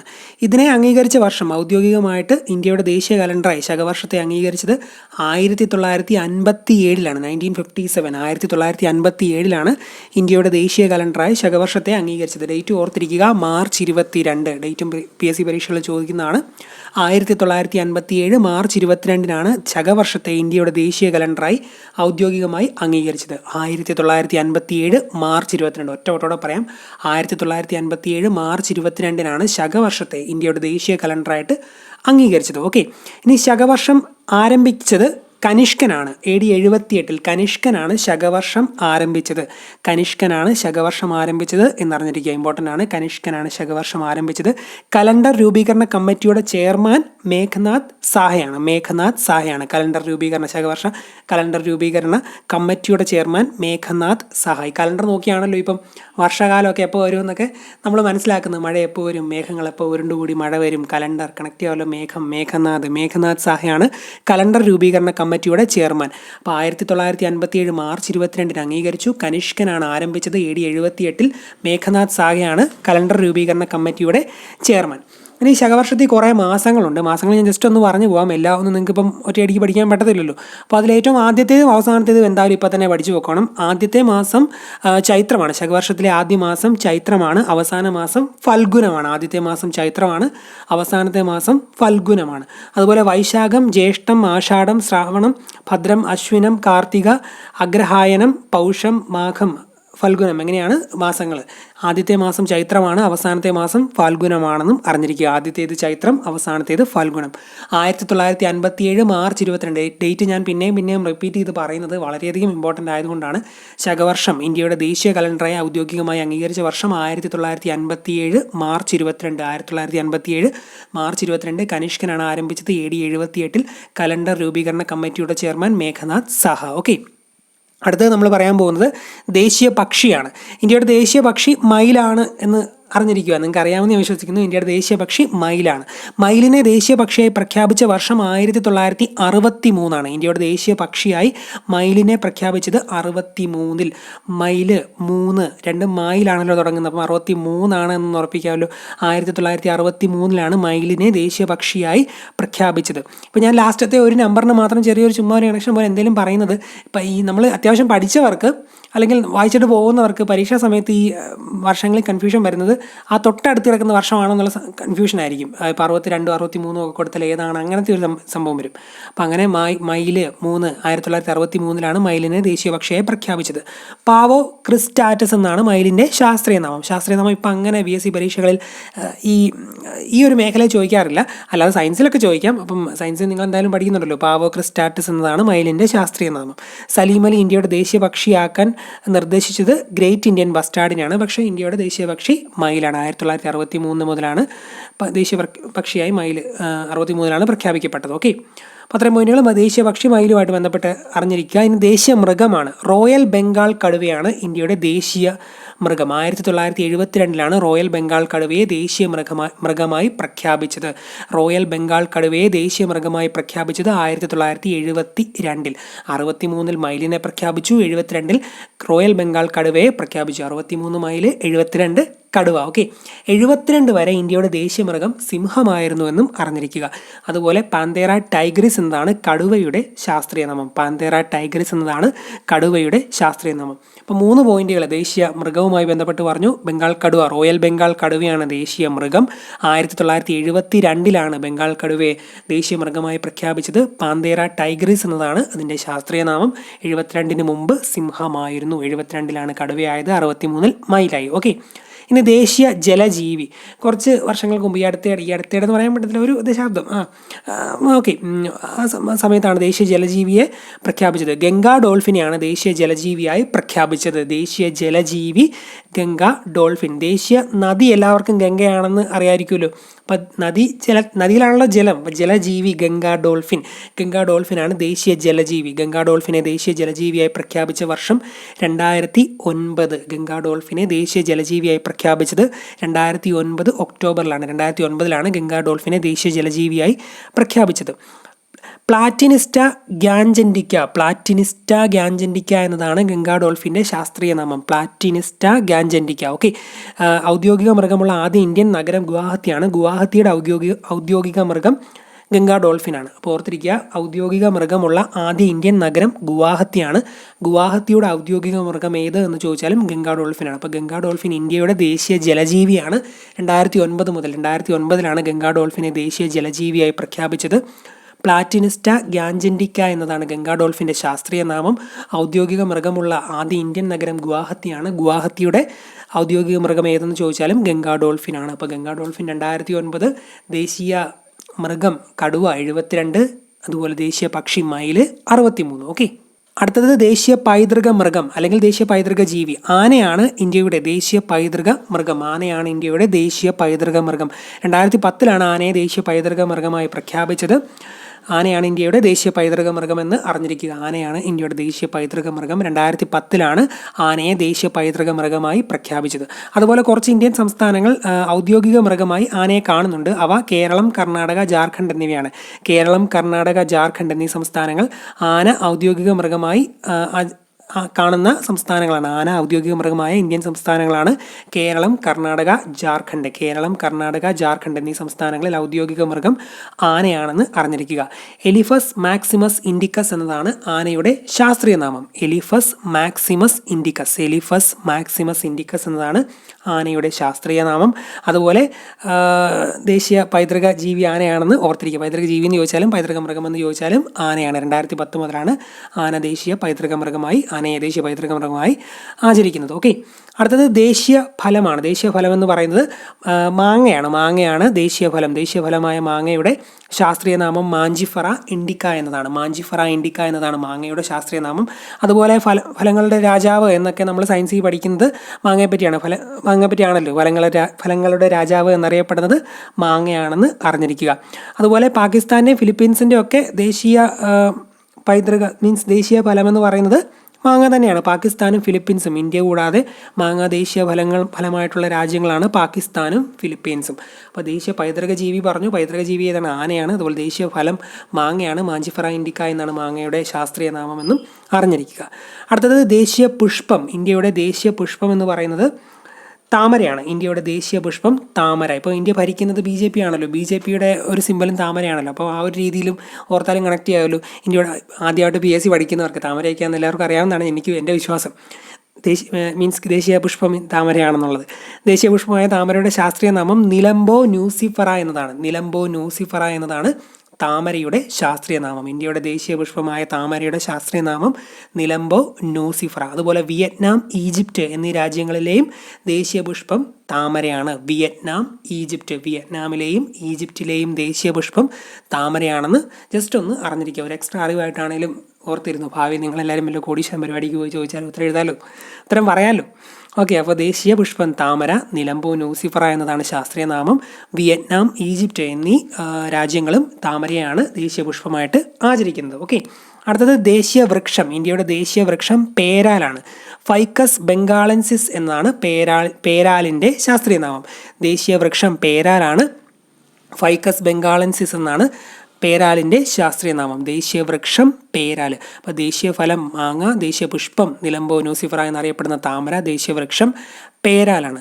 അടുത്തത് ഇന്ത്യയുടെ ദേശീയ നദി. ഇന്ത്യയുടെ ദേശീയ നദി ഗംഗയാണ്. ഇന്ത്യയുടെ ദേശീയ നദി ഗംഗ. അതുപോലെ ഇന്ത്യയിലെ ഏറ്റവും നീളം കൂടിയ നദി, ഇന്ത്യയിലെ പുണ്യ നദി എന്നൊക്കെ ചോദിച്ചാൽ ഉത്തരം ഗംഗയാണ്. ഗംഗയെപ്പറ്റി പറയുവാണെങ്കിൽ കുറേ പോയിന്റുകൾ പറയാനുണ്ട്. കാരണം ജോഗ്രഫിയിൽ ഡീറ്റെയിൽ ആയിട്ട് നമ്മൾ പഠിക്കേണ്ടുന്ന ഒരു ഭാഗമാണ് നദികൾ എന്ന് പറയുന്നത്. അതിലെ പ്രധാനപ്പെട്ട നദി തന്നെയാണ് ഗംഗ. അപ്പോൾ നിങ്ങളവിടെ പഠിച്ച് കാണുമെന്ന് ഞാൻ വിശ്വസിക്കുന്നു. ഇപ്പം നമ്മൾ ജസ്റ്റ് അതിൻ്റെ പേര് മാത്രം ഇമ്പോർട്ടൻ്റ് ആയിട്ടുള്ള ഇന്നത്തെ ഡേറ്റ് എന്നാണ് ഇത് അംഗീകരിച്ചത് അല്ലെങ്കിൽ പ്രഖ്യാപിച്ചത് എന്നതോടെ മാത്രമേ ഞാൻ പറയുന്നുള്ളൂ. ഗംഗയെ ദേശീയ നദിയായി പ്രഖ്യാപിച്ചത് 2008-ലാണ്. 2008-ലാണ് ഗംഗയെ ദേശീയ നദിയായി പ്രഖ്യാപിച്ചത്. ഈ ഗംഗ എന്നെഴുതുന്നത് തന്നെ ഗായ എന്ന അക്ഷരത്തിലല്ലേ. ഗായയുടെ രണ്ടറ്റവും കൂട്ടിമുട്ടിച്ചിട്ടൊന്ന് നേരെ എഴുതിയാൽ 8 വരുമല്ലോ. സോ 2008-ലാണ് ഗംഗയെ ദേശീയ നദിയായി പ്രഖ്യാപിച്ചത്. ഏകദേശം 2525 ഇത്രയും കിലോമീറ്ററാണ് ഇതിൻ്റെ ദൂരമെന്ന് പറയുന്നത്, നീളമെന്ന് പറയുന്നത്. 2525 ഗംഗയുടെ നീളമെന്ന് പറയുന്നത്. ഗംഗ ഇന്ത്യയിലെ പുണ്യനദി എന്നാണ് അറിയപ്പെടുന്നത്. ഇന്ത്യയിലെ ഏറ്റവും നീളം കൂടിയ നദിയാണ് ഗംഗ. ഇന്ത്യയിലെ ദേശീയ നദി ഏതെന്ന് ചോദിച്ചാലും ഗംഗയാണെന്ന് അറിഞ്ഞിരിക്കുക. സ്റ്റഡി മെറ്റീരിയൽസ് ഒന്നും കയ്യിലില്ലാത്തവർക്കായിട്ട് കറക്റ്റ് സ്റ്റഡി മെറ്റീരിയൽസ് വെച്ച് ഒരു കംപ്ലീറ്റ് കോഴ്സ് നമ്മൾ പ്രൊവൈഡ് ചെയ്യുന്നുണ്ട്. ഇപ്പോൾ അത് ജോയിൻ ചെയ്താലും ഒന്നേന്ന് പഠിച്ചു തുടങ്ങിയാലും നിങ്ങൾക്ക് ഫുള്ളായിട്ട് ഈ ഒരു സിലബസ് കംപ്ലീറ്റ് ചെയ്യാൻ സാധിക്കും.